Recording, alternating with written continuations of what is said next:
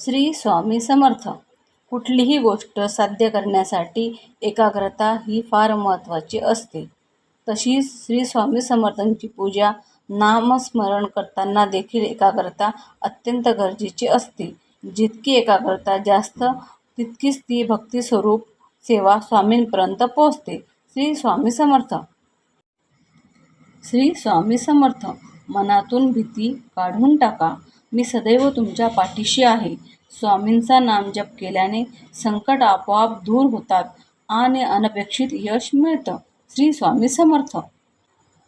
जय श्री स्वामी समर्थ. मनामध्ये असंख्य विचारांचं वादळ सुरू असतं.